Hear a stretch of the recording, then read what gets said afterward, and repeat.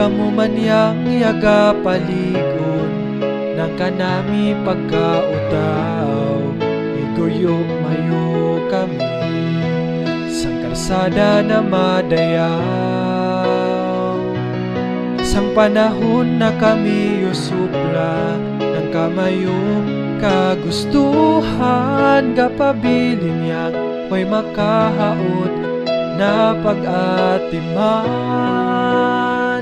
Papay mamay, salamatay ng pagigugma, hastaway undang na pagsuporta sa kamayo mga anak na ipinangga tanan ng kadayaw na kamayo ibilin.